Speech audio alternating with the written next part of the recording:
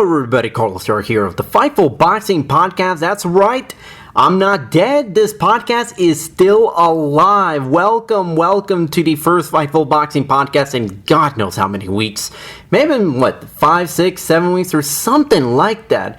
Apologies for anyone that may have missed me, and I'm sure there's a few of you that missed this podcast. I know who you are, not really, but I'm sure there's a few that missed this podcast.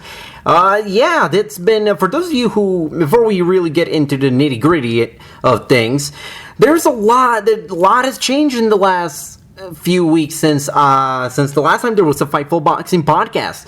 For those of you who don't follow me on Twitter at Carlsur360, that shameless plug right there, I moved away from Puerto Rico and finally moved into the United States full-time, living here in Cleveland, or at least just outside of Cleveland. So now I've embraced my Cleveland Browns. They actually got a good team this year, so I'm actually looking forward to watching Browns games. Much more than New York Jets games, the team that I was previously a fan of. But nope, now I'm all in on the Browns. I'm all in on Baker Mayfield. I'm all in on Odell Beckham Jr. I'm all in on the Browns. But yeah, it's been a really crazy last couple of weeks. So that's why you really haven't seen the Fightful Boxing Podcast being posted lately, and boy, it's not a lack for trying, but moving costs, everything, it's been a real mess. So now we're just gonna made my home base here in Cleveland, so apologies first of all for, if the audio sounds a little weird. We're still kind of moving stuff in, and things have been a little hectic as of late, in my new household and in the boxing world. So let's get down to it. So, obviously, the biggest story right now in boxing has to be Anthony Joshua, Andy Ruiz, the rematch that everyone was looking forward to, maybe in Cardiff, maybe in New York City, maybe somewhere in a time zone that we're all fairly comfortable with. Nope. Turns out none of those places are going to get the rematch. It's Saudi Arabia. Who would have thunk it? Saudi Arabia was announced as the host for Andy Ruiz versus Anthony Joshua 2 for the WBA, IBF, and WBO heavyweight titles. There's a lot already to take in from that piece of news. Look, there's a lot I can say about the location. There's a lot you can say about Saudi Arabia and all the messed up things that they have done for decades and decades and are still doing it to this day. Listen, I know a lot of people are, let's be honest. This rematch is, it's gonna happen. And it's going to happen in Saudi Arabia. Look, Andy Ruiz can, do everything he can to try to squeeze in a little more dollars by saying, we haven't signed anything. We're still, we're still talking, but the rematch is going to happen. This is all just one giant ploy to sort of squeeze in a few more dollars for the rematch. And I can't really blame Andy Ruiz at all. Let's be honest, with all the money that was being thrown around, that's being reported, as much as $100 million this whole event could generate, which is, far more than what it would have gotten if it went to Madison Square Garden or if it went to Cardiff. Far more than, almost any fight today could generate, aside from a Floyd versus Conor McGregor or something like that, something crazy like that. So, and it's being reported, I believe by The Athletic, that Andy Ruiz is getting a guaranteed $9 million purse based on the contract that he signed for the first fight. And listen, $9 million is fantastic. And listen, if Andy Ruiz wants to get more money, hey, man, I say let him. Look, I said this from the very beginning, from when Andy Ruiz beat Anthony Joshua the first time. I thought, no matter what happens, I thought Andy Ruiz deserved to get 8 figures for his purse for the rematch.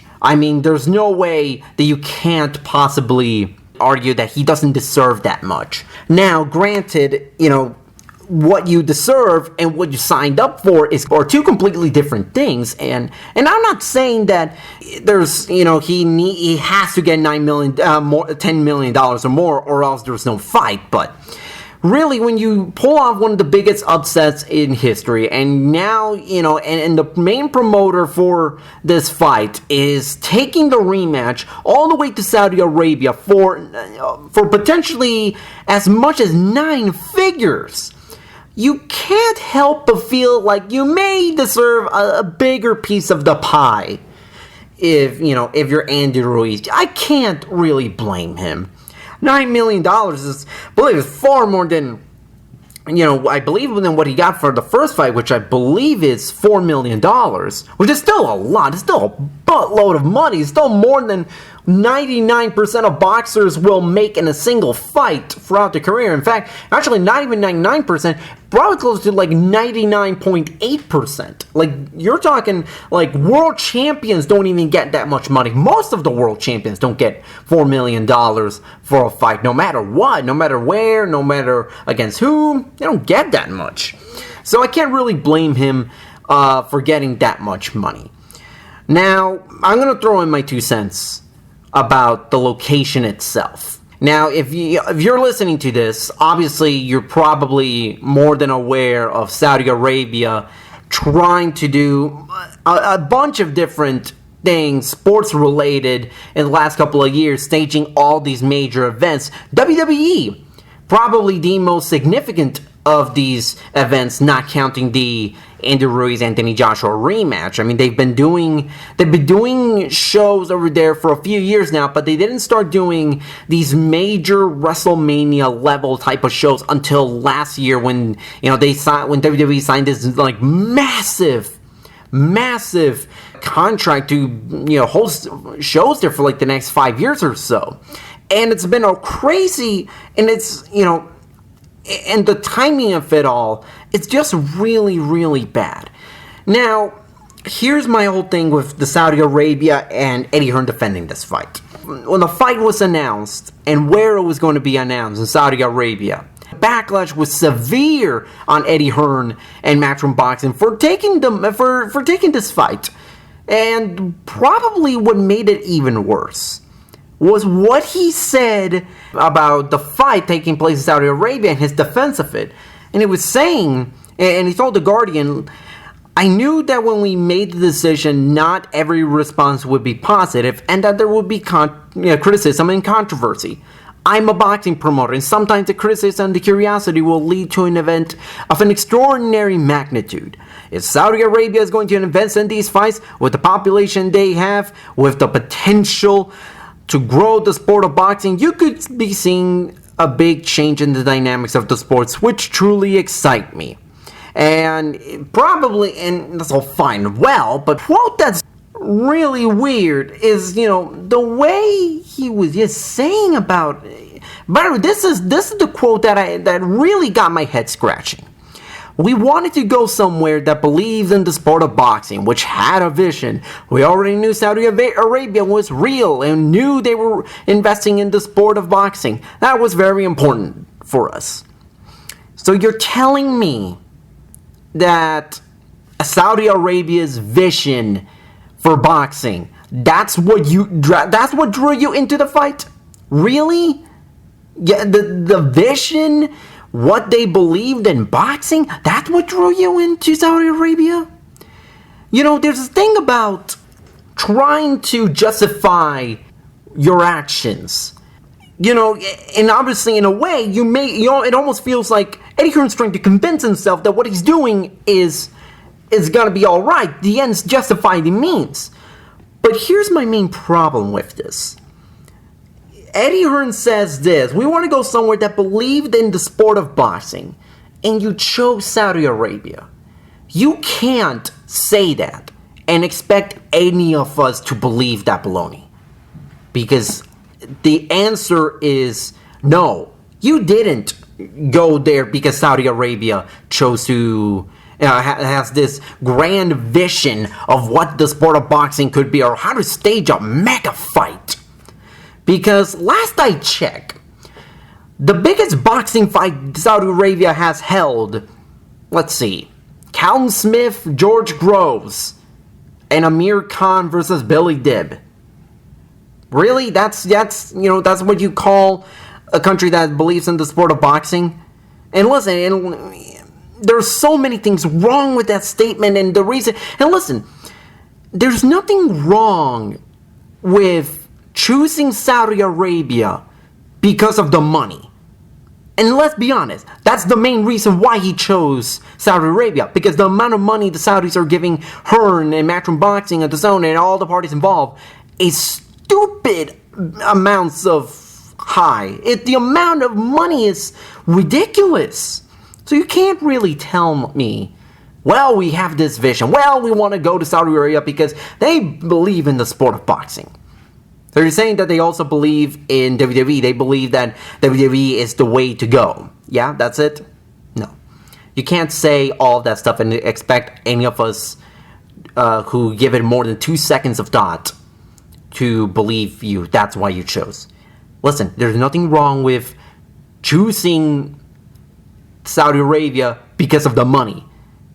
What really is messed up is you choosing Saudi Arabia and then give us this baloney of a statement. I get it, that's promoters, but you can't really say in front of the public, we wanted to go, listen, they gave me, this event could do $100 million in Saudi Arabia. I'd be stupid to not take that money. But here's the thing.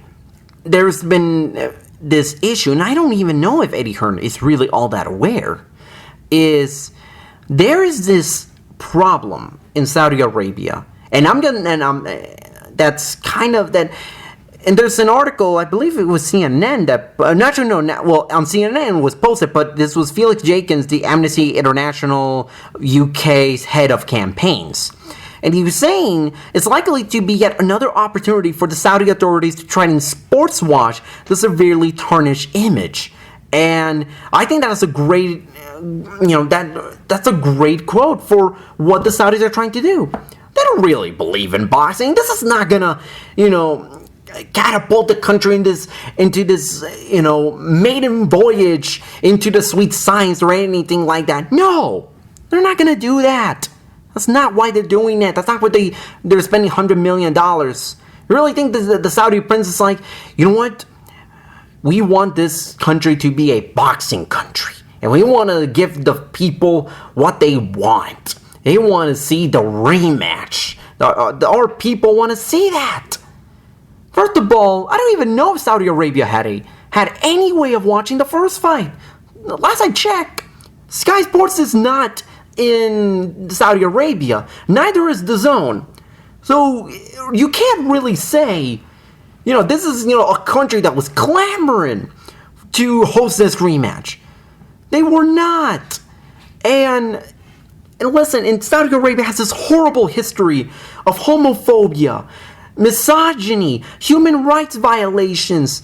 Hell, it's only been a year since the murder of Jamal Khashoggi. Actually, no, it's not even been a year. It's only been, 10 months since he was killed in Saudi by Saudis? Look, there's nothing about this that you can really say from a moral standpoint makes any sense. It doesn't. This is a horrible, when you're holding an event like this, let's be honest, you're doing this for the money, and fine. Don't stand there and say and believe that there is a grand plan for Saudi Arabia in boxing. There isn't.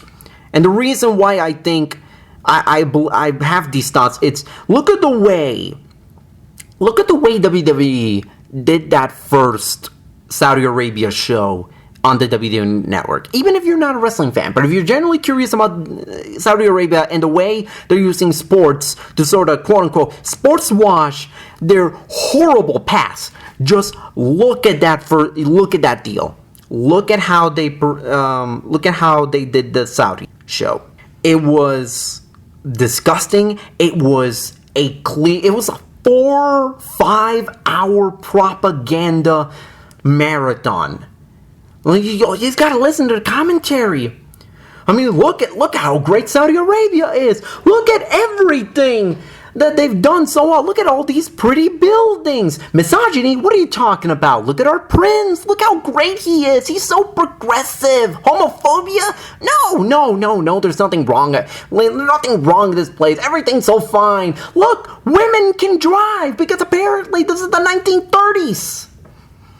No, don't think that this rematch taking place in Saudi Arabia is done with the intentions of building a sport there, because there isn't. It's not why Saudi Arabia wanted to lure Amir Khan to a fight earlier this year.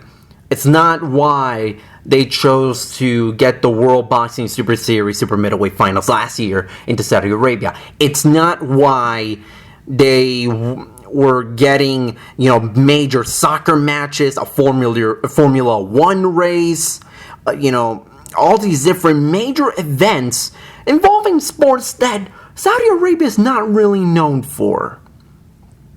So really, let's look at this. Eddie Hearn, you did this for the money. And as a promoter, there's nothing wrong about that. But you can't really say, also put out the controversy, equals cash and attention, because here's the problem. Here's the problem that I don't think DAZN and Eddie Hearn really has understood so far. It's that DAZN is severely lacking in the marketing department and the exposure, because they are an online streaming service. And you look at the subscription numbers from back in May when they were talking about the Canelo Alvarez-Danny Jacobs fight, that around 600,000 people in the U.S. watched it. Now, 600,000 people, that's a decent number in the U.S. for a streaming service that was launched less than a year ago, with boxing as niche as it is in the United States as its main driving point. 600,000 in less than a year, that's actually not bad. That's actually pretty good.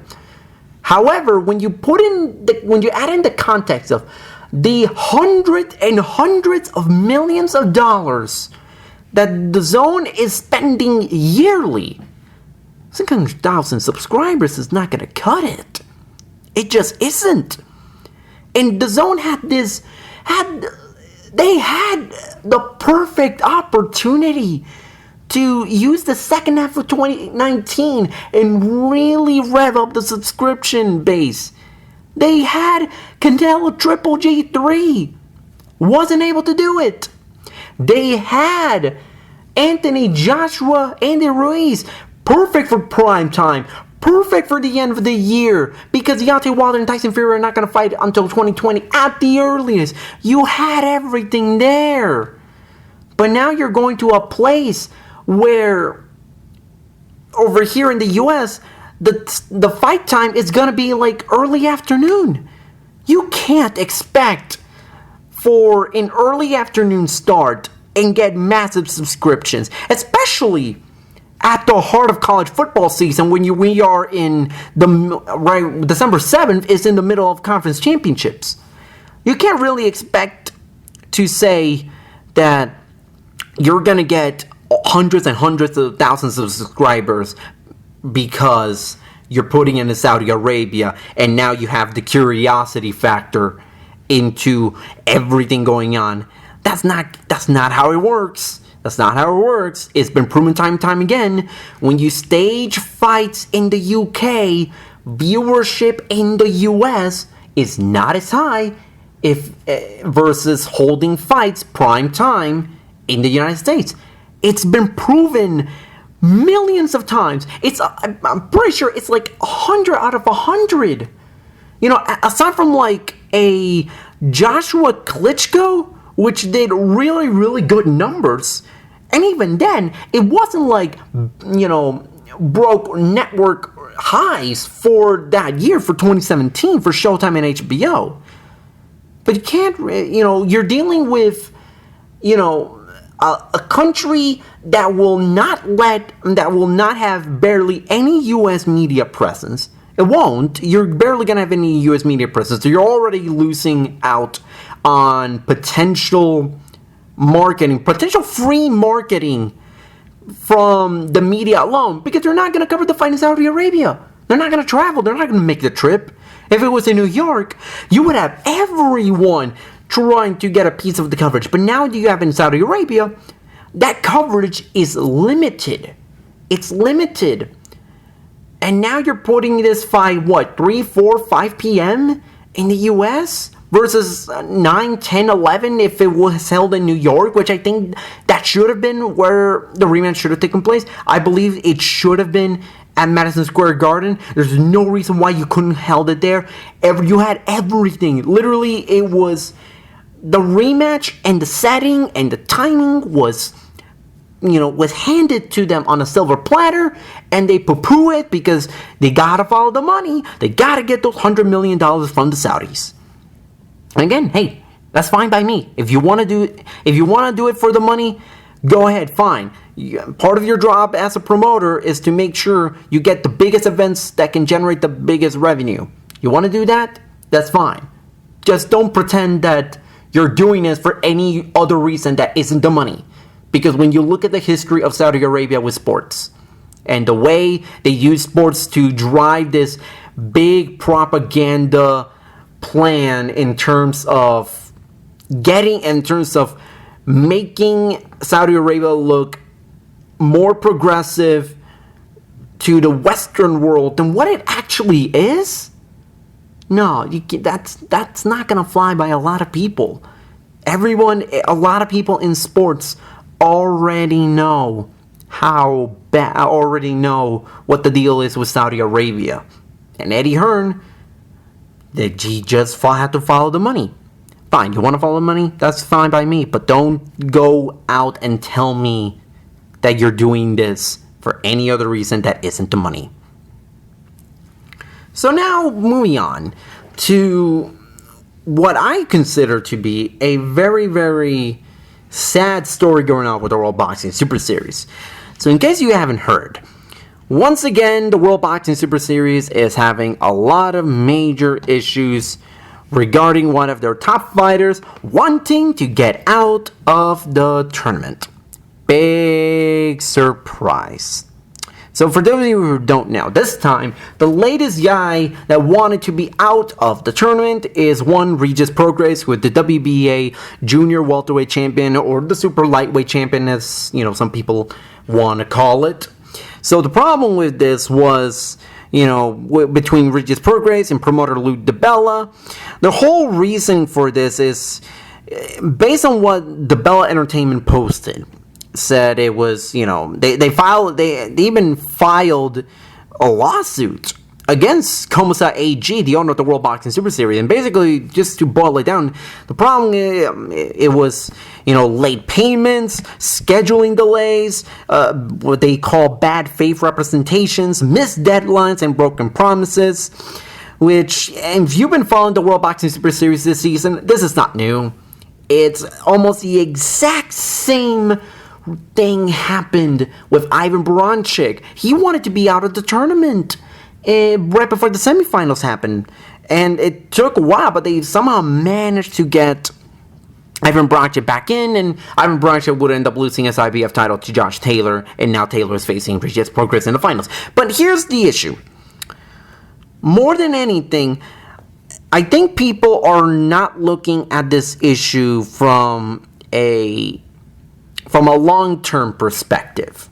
Obviously, this puts the entire World Boxing Super Series Junior Welterweight Finals in jeopardy, which is a damn shame, because that is a major fight. Regis Prograis versus Josh Taylor. That's about as good a fight this year as you can ask for, especially at 140 pounds, where the division is absolutely loaded. But here's the issue. It's not just with the lawsuit itself and the issues that this season has had, and I'm glad that the World Boxing Super Series and Prograis' team are finding a way to keep the finals intact and find a way to make that fight happen, because if that fight doesn't happen, that is a damn shame. But the problem here with the World Boxing Super Series is that we're now in season 2, and already the story of this season was the general lack of organization within Commissar AG and all the people investing into the tournament. The lack of communication between the tournament organizers and the fighters. The horrible planning and scheduling of these tournament dates. Because how could you possibly have Nonito Donaire and Naoya Inoue fight in April, May, and now you're expecting them to have to wait all the way to November, which already kind of lost a ton of momentum. There's no reason why Inoue should be fighting twice a year if he's knocking dudes out in 3-4 minutes. And Nonito Donaire is not like he's hurt or anything. He's been cruising for this tournament as well, albeit under very different circumstances. But he's been cruising for this tournament nonetheless. There's no reason why they have to wait 5-6 months just to be able to have their championship fight. No reason why they've been able to do that. And that's been the problem with this season. Last season, the first season, was the general lack of any American exposure in terms of fighters and in terms of putting the fights in the US and also getting a stable US broadcaster to host the fight. They've been putting in the first season, for those of you who don't know, the first season, they didn't really have an American broadcaster. The Zone wasn't, a thing when the first season happened. And now, and they had to rely either on YouTube or on these, weird channels that, I think it was only exclusive to DirecTV, if I remember correctly, or Dish Network, I don't remember. It was, a weird channel that was only exclusive to one cable provider or satellite cable provider severely limited the exposure of the World Boxing Super Series in the United States. And also they even had it on some tournament fights on their website, which if you were in the US and you're trying to watch those fights, you were not watching those fights because the quality was rat shit and the streams constantly went down. It always crashed. There was almost no way of watching it. It was just a mess all around. And not to mention the times that they did have tournament fights in the United States, the marketing and the promotion for those fights were abysmal. I know, because I covered one of those fights in the U.S. I was at the Newark, New Jersey event where the tournament fight was a cruiserweight quarterfinal matchup between Murat Gassiev and Krzysztof Glowacki. No, it wasn't Glowacki. It was Krzysztof Ladarczyk. I forgot which Polish fighter, which Polish cruiserweight was in that fight, but regardless, it took place in Newark, New Jersey, and it was at the Prudential Center, and they cut off half of the entire arena just for one half of the arena for people to come in and see the fight. So you weren't having a full house. You weren't even having a half full house. You had I think maybe 70%, 80% of the people, and I think I'm being generous with that number, but that's what I remember, 80% of people for one half of the arena were at that fight. So already the attendance was terrible. It was terrible. And don't get me wrong, I don't hate the World Boxing Super Series as a concept. I love it. I love tournaments. I'm a huge fan of tournaments, and I love that they've been able to get a lot of divisions, top fighters to compete into these tournaments. But the execution could not be any worse. And kind of going back into the whole season 1 U.S. marketing snafu was, I was there throughout the whole build-up of the Newark, New Jersey card, and there was also a card in San Antonio, and our social media guy, Fightful social media guru, Kyler James, who lives in San Antonio, I asked him, has there been any promotion for that fight? And he was like, what? No, I didn't even know that the fight was even around. I've seen nothing promoting about this fight. So already, this is already a humongous mess, and I'm just looking at myself and it's like, how are you not capitalizing on this? And you know, also it doesn't help the fact that the tournaments that you had in the first season were very European heavy. It was like very European heavy. It was super middleweight and cruiserweight, which historically are not divisions that American boxing fans are known for watching, because those divisions are not very plentiful in terms of having fighters compete in those weights in the United States. That's always been a European division. So that was a problem with the first season, and this season is, all the miscommunication, all the missed deadlines, all the bad, financial management, all of that. And when you're looking at this, and you're looking at this season, and the World Boxing Super Series, I think their public is saying, yeah, we're going to have a season 3. Yeah, we'll have one. We'll have one. Don't worry about it. We'll have a season 3. The problem here is, how are you going to convince any top fighter to actually go ahead and commit to this tournament? Because from the looks of it, not everyone organizing the tournament is on board or fully committed to hosting or to spending 10, 12, 14, 16 months just solely on this tournament. As a proven fact, that's, not everyone is on board with organizing this, and the commitment level is bad. It's horrible. It's been a complete mess. And now you're telling me that there's going to be if there's going to be a season 3, how are you going to convince everyone, or at least 2-3 divisions worth of top fighters, that there's going to be no issues with this upcoming season? How are you going to convince them? Because from the get-go, Jose Ramirez, who is the WBC Junior Welterweight Champion, I'm pretty sure he had a ticket to go into the World Boxing Super Series, and he said, nah, fam, why would I want to do that? That makes no sense. Why would I want to commit this myself when I'm already making plenty of money fighting here on ESPN, and my exposure is so much greater in the United States than I would fighting in the World Boxing Super Series on the Sun? Here's the issue, and I think that's the main problem with the World Boxing Super Series moving forward, is finding enough top fighters to commit to this tournament, because every day that passes, Jose Ramirez and his team look smarter and smarter for not having to deal with the mess, with dealing with Komosa AG and the Sauerland brothers and all that, and all the issues that come with fighting the World Boxing Super Series. Listen, there's no reason why these tournament fights are taking place in the fall and winter. There's no reason. They should have been done late summer, early fall at the latest. And it's a damn shame that we are now in this state of the World Boxing Super Series where the concept is great. It's a fantastic idea. The execution could not be done worse. And if this is what we're going to have to see in the World Boxing Super Series, I think it's better to just abandon it when the season's done. Because you're not going to get enough fighters. You're not going to convince enough fighters that that the next season's going to go off scotch-free. There's not.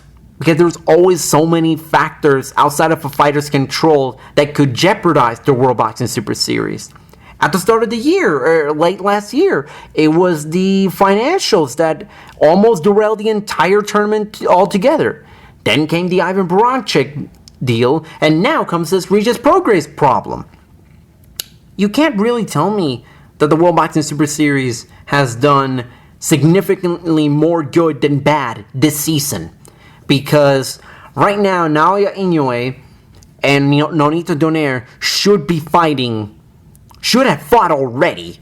There's no reason why they couldn't have had their fight done by this point, or even within the next few weeks, instead of having to wait all the way to November. There's no reason why people should have to wait this long. This is not. There's no reason why it should be like that. And I think the World Boxing Super Series is better off not having a third season if it means having to go through the same problem over and over again, and fighters generally being unhappy. And by the way, I gotta say, this whole Regis Prograis thing, this is not a new thing. I remember I spoke to Regis before the semifinals even occurred when he fought Kyle Relic. And he was saying he was frustrated with the way the World Boxing Super Series had been handling the fights in the last couple of months and all the financial issues. His team wanted out of the tournament. Ivor Brogdon wasn't the only one. Prograis also wanted. Prograis teams outside also wanted out of the tournament. It took Prograis having to convince his team to let him stay because of a promise of fighting for a world title, which was going to be against Kyle Relic. He did eventually win the world title, but it almost seemed like the headache is not worth everything that he's accomplished throughout this tournament. And I'm not saying he shouldn't have entered this tournament to begin with, because we're getting a fantastic finals between Prograis and Taylor. I'm just saying, do you really expect big name fighters to sign on for season 3? I don't expect maybe 1 or 2. But aside from that, you're not going to get 3-4 world champions on board next season for any weight class. You're not. And if you're able to somehow do it, I'll be the first to say I was wrong and that hell has frozen over. So now we're moving on to the heavyweight division. And I got to admit, when the news of Tyson Fury facing Otto Wallin was put out to the public, I just kind of have to throw my hands up and just laugh. Not at the opponent. Not at Otto Wallin, because I like Otto Wallin. I think he's a very, very good young heavyweight prospect / fringe contender. But, this whole building up Tyson Fury in the U.S. and, it just feels weird, and it's kind of hilarious to a certain point, because you're telling me that you're going to get Tyson Fury, the number one, one of the top heavyweights in the world, arguably the best heavyweight in the world, and in my opinion, I think he is the best heavyweight in the world, because I thought he beat Deontay Wilder in the first fight, barely, but I thought he beat Deontay Wilder. But, this whole plan to get Tyson Fury to be a major American star before the Deontay Wilder rematch next year, it's been weird. It's almost funny to a point, because you're telling me that the best way to put Tyson Fury in a position to really be this pay-per-view star and become this huge fighter that the fans and the United States are gonna come in droves to pay and watch their fight. You're telling me that putting him on ESPN Plus against Tom Schwartz, and then his next fight goes against Otto Wallin on ESPN Plus also? You're telling me that those are the fights that are going to that's really gonna make the rematch against Deontay Wilder that much bigger? It's funny, because I don't think it will. And listen, I'm not criticizing Top Rank. I mean, look, if I'm Top Rank, I wouldn't put Tyson Fury against a Dillian White or let's say, or a Luis Ortiz. I know Luis Ortiz is probably going to be fighting Deontay Wilder next, but I'm just saying, instead of putting him up against a top 5, top 8, top 10 heavyweight, you're giving him these younger, unbeaten heavyweights who you can look at from on paper and think to yourself, well, they're unbeaten, they're younger, they hit hard, they're highly ranked, they're good enough of an opponent. And that's just not the way American fans operate. That's not the way they operate. And you're trying to tell these are credible threats to Tyson Fury. And if he wins, god damn, look how great he is. I mean, let's be honest. The first fight Tyson Fury had on ESPN Plus against Tom Schwartz, come on. We all know why it was made. It was to make Tyson Fury look good. In the same way that you bring, like, a jobber out on WWF television and you put him in front of Hulk Hogan and Hulk Hogan squashes him in like 3 minutes and you make him look good. That's what the first fight was, and that's what the second fight was. And it's really funny how they publicly kept saying how much better, the opponent's going to be different for Tyson Fury in the second go around with ESPN.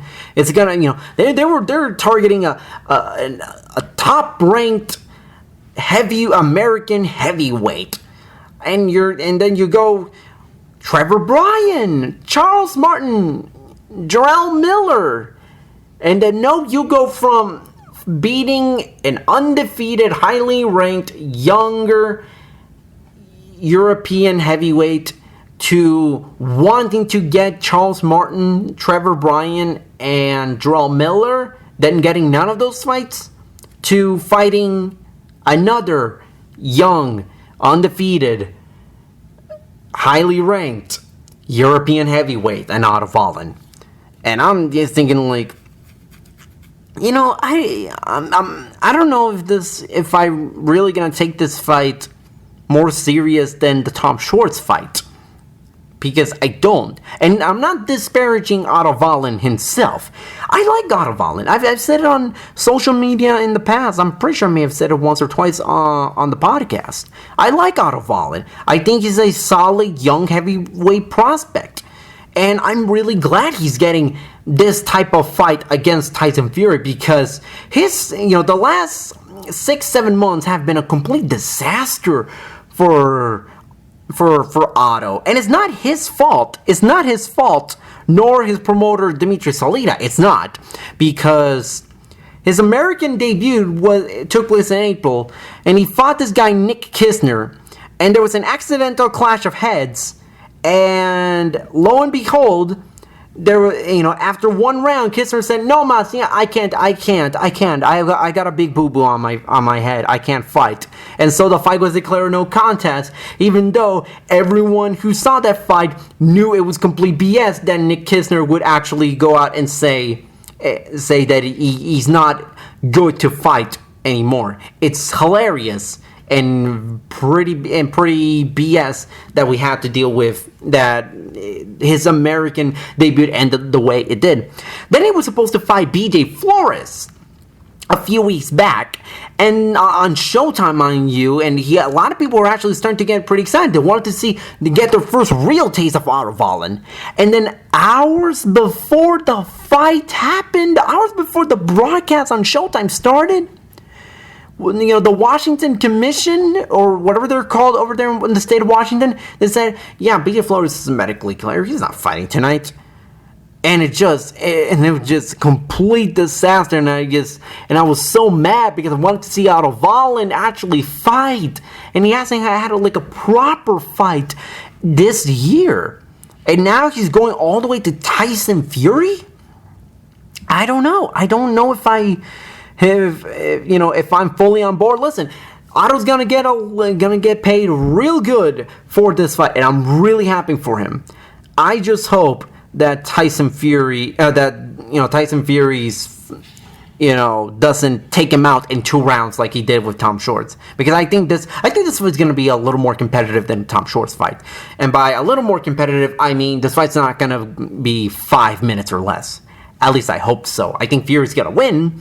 I just don't think he's going to demolish him in 2 rounds. I think Otto's just a tad better than Tom Schwartz.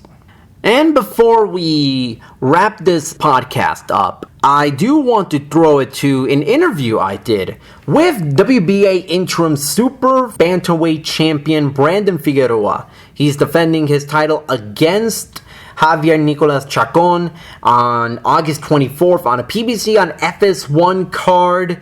He's a very talented young prospect. Actually, no, I shouldn't even call him a prospect anymore. I think he's a contender, which is incredible to say at only 22 years old. But yeah, I think he is a contender at 122 pounds. And he's really becoming this this new star in a loaded super bantamweight division that has Ray Vargas, Danny Roman, TJ Daheny, Emmanuel Navarrete, the list goes on and on. Guillermo Rigondeaux, Asad Hovhannissian. I'm sure I'm missing a few other names, but that shows how deep this division is. And he's someone that within a year or so, he could potentially make some noise at 122 pounds. And I'm so grateful for Brandon to take a few minutes from his schedule to talk to me regarding his fight, his upbringing, growing up with his father, who's also his trainer, and his brother, former world champion Omar Figueroa, the sparring sessions that they've had,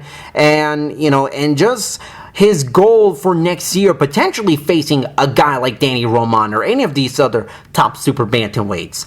So without further ado, here's my interview with WBA Interim Super Bantamweight Champion Brandon Figueroa.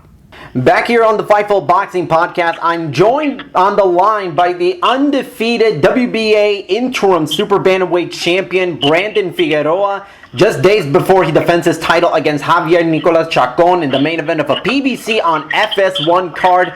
And also, interestingly enough, he's also the fourth boxer I've ever interviewed that's younger than me. So I'm already starting to feel old. Brandon, how are you doing? I'm doing really good. Thank you for this opportunity. I appreciate it, and I'm grateful. This fight is essentially a homecoming for you, given that the fight is taking place 30 minutes from your hometown of Weslaco, Texas. Do you feel like, this fight, you're coming into it as the champion near your hometown, a TV main event, and do you feel like this is the kind of fight that, where you really show that, you're an established star in the division, and not just someone who's, the prospect label doesn't really fit for you at this moment, even though you're only 22 years old? Oh yes, sir. This is a big opportunity for me. All Heyman is basically just blessing me and putting these opportunities in front of me that I have to take advantage. Like you said, this is basically a homecoming fight. All my fans, supporters from the Valley have been waiting to see me. Not only that, but just to see me fight in San Antonio, so they can drive 4 hours to go see me, because I'm either fighting in New York or California, but not to get the chance for them to see me here, basically in their backyard, which is my backyard. I'm really grateful for that, and they're grateful for that, and I'm basically sold out the arena. So, I know it's going to be good on the boxing, not only for that, but for me as well. I have to prove myself, and I have to, kind of show off a little bit for my fans, and not only that, but it's nationally televised, so, I have to, like you said, establish myself as 122 contender or a world champion to be. So definitely excited for that. I'm ready, and I can't wait for August 24th. You mentioned, Al Heyman kind of saying wanting to give you the opportunity to headline your own show. And, you fought on TV before on the undercard of, some really big fights. Your last fight, you were in California. I believe it was the Danny Garcia, Adrian Granado's fight, if I'm not mistaken. And, that one. And you impressed with just a dominating win over Yanfres Parejo. You feel like that fight is that the fight that really showed people you're ready for the next step, as you try to make your case as the best 122-pound boxer in the world right now, really. Yes, sir. This just goes to show how much Al Heyman believes in me. Basically getting me a fight here in my hometown. Not only that, but, Fox also came in to shoot like a little 24/7 with me. So it just shows the time and effort that Al Heyman puts into me, because that's how much he believes in me, that one day I'll become a world champion. But, John Perez Parejo, he wasn't any pushover. That guy came to fight, and, I basically just made him quit. That speaks a lot of volume, and, like I said, I just come to fight, and every fight I'm getting better. I know for this next opponent, I know he's a rugged veteran, so I'm looking to really capitalize that I belong in a 102-pound division. And now you're facing, another rugged veteran in Javier Chacon, who's fought really a lot of big names throughout his career. But, knowing what you know about him and how he fights, do you see this matchup as maybe the kind that sort of favors you as, the more active, stronger fighter who loves competing, having his fights be contested on the inside instead of, competing in the center of the ring, so to speak? Oh yes, sir. I know I know he's gonna come fight. He's the first time fighting here in the U.S. And not only that, but he's fighting here in my hometown, basically backyard. But I don't underestimate him. I definitely do see myself as a favorite, though. Because I come forward, I throw a lot of punches. Not only that, but I throw a lot of power punches. I'm strong, and I'm the younger fighter. But I don't overlook my opponents. I take them as a big test. I thought I would work really hard, and given August 24th, I will show that. I will show that I'm the better, stronger fighter. One thing that stands out to me when looking at your fights, aside from, you're 5'8", 5'9", which is tall for super bantamweight, but you're also an aggressive fighter on the inside, which is not really what people expect when looking at a fighter that's tall for their division. So that fighting style, kind of, being aggressive on the inside and throwing, dozens and dozens of punches uninterrupted, did that came from sort of a need of, needing to fight more on the inside as, and you fight shorter guys who think, you're a taller guy, so I'm going to have more of a chance to fight you on the inside. So where did that fighting style came from? Definitely from my dad. It's the style that he implemented into me and my brother. Because I've seen a lot of tall fighters. I've seen a lot of fighters that don't know how to fight on the inside. And I fight on the inside really well. And I can also box. But obviously, I need to use my advantages I got to use them in the ring, and I got to take advantage of them, basically my skills and my assets that I come with, which is my arm length and my the inches I have over my opponents. But I don't know, it's just something that I just get in the mix, and I just want to break you down, and I want to get in your face, and I just want to keep working the body and just keep finishing you, beat you at your own game, and the pressure that comes with it. But definitely little by little every fight I'm learning to be a little bit more patient, box a little bit more, not get hit that much. I have to stay healthy for the sport, not get cut, because I know with the fighting on the inside leads to headbutts and stuff like that. So, it just goes to show that I can fight on the inside and the outside, but most importantly on the inside, because there's a lot of boxers that don't know how to fight on the inside. Growing up, you've been surrounded by boxing, from your dad and your brother Omar, who were involved with the sport before you were even born, I take it. Was being a pro something that you thought you were always destined to be, given that you were surrounded by the sport? Was that something that, as you grew up, you decided, maybe this is what I really want, given that the family history around it? Yeah, like you said, I was basically born into the sport. I felt like I was born to fight.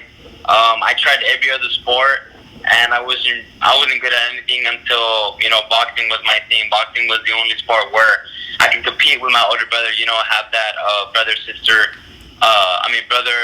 brother rivalry. So definitely boxing is the only sport where I was able to compete with him, because anything my older brother touched with his baseball, boxing, swimming, he broke records and stuff like that. So,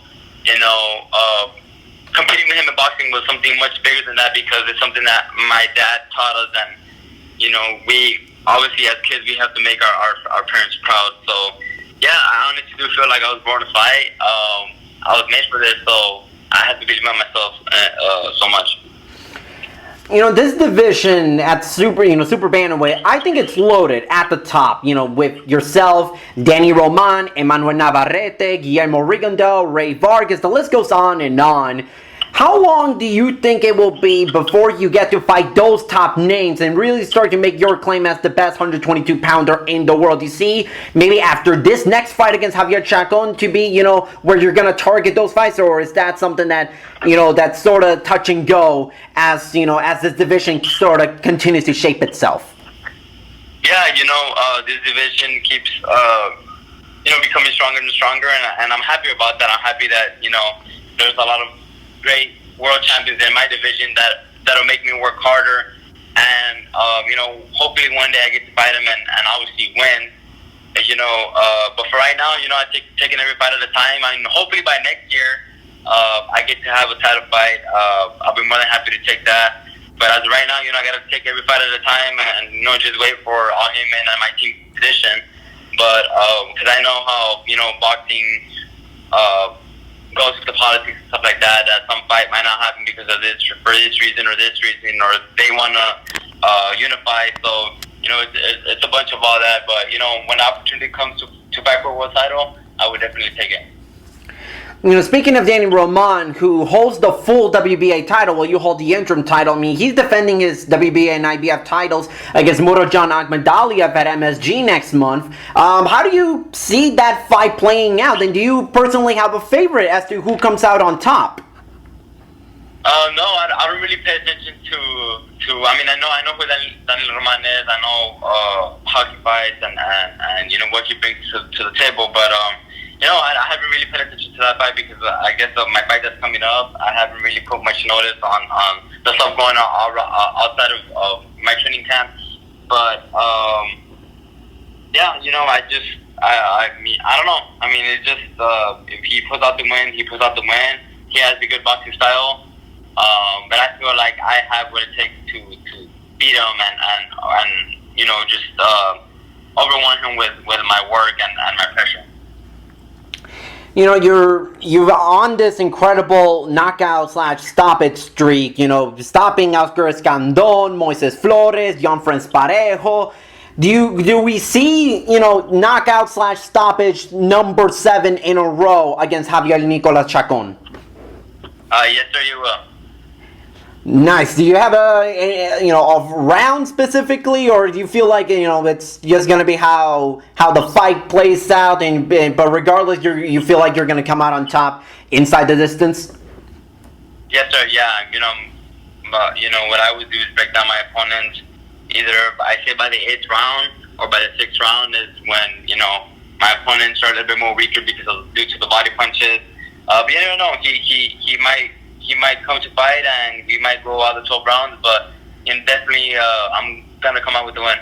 Brandon, best of luck on August 24 when you take on Javier Nicolas Chacon in the main event of a PBC on FS1 card. Again, thank you so much. Best of luck in your career moving forward, and hope you get those big fights against the top 122-pounders hopefully next year. Oh, yes, sir. Thank you. Thank you for the opportunity, and I appreciate it. Lots of good stuff from that interview with Brandon Figueroa. Brandon's a very, very nice guy. Very, very polite, respectful young man. I do find it a little off-putting that Brandon kept calling me sir when I'm only 2 years older than him. And I'm like, oh my God, I am.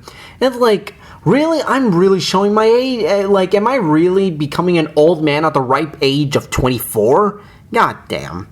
But that was my interview with Brandon Figueroa, again defending his WBA Interim Super Bantamweight title against Javier Nicolas Chacon in the main event of a PBC on FS1 card on August 24th. And with that, this episode of the Fightful Boxing Podcast is done. Thank you so much for tuning in. I greatly appreciate it. Leave us a thumbs up. Subscribe to our Fightful MMA and Boxing YouTube channel. Head on over to our Fightful Pro Wrestling YouTube channel for tons of content on pro wrestling from WWE, AEW, New Japan, Ring of Honor, Impact, all, and everything in between.